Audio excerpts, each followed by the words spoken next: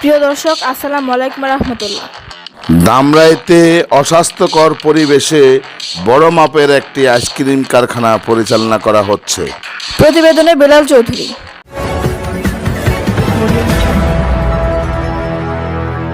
ধামরাই উপজেলাধীন একটি আবাসিক এলাকার ভিতরে চলছে অবৈধ আইসক্রিম কারখানা, যেখানে আমরা এই আইসক্রিমগুলো নিজেরা খাই এবং নিজেদের ছেলে মেয়েদেরকে খাওয়ানো হয়, কিন্তু ভিতরে গিয়ে দেখা যায় নোংরা এবং অস্বাস্থ্যকর পরিবেশে যেভাবে আইসক্রিম তৈরি করছেন বিভিন্ন রঙের মাধ্যমে, যেটা মানুষের স্বাস্থ্যের ক্ষতিকর এবং শিশু বাচ্চাদের বড় ধরনের ঝুঁকি।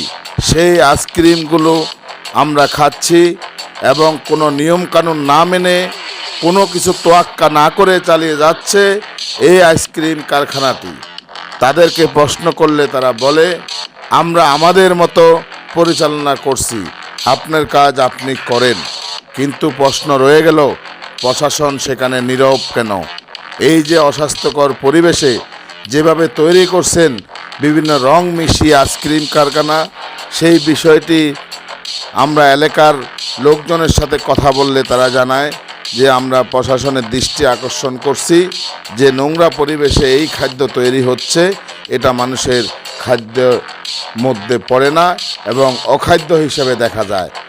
দিব্যি তারা পরিচালনা করে যাচ্ছে এই অস্বাস্থ্যকর পরিবেশে খাদ্য নামক এই আইসক্রিমগুলো।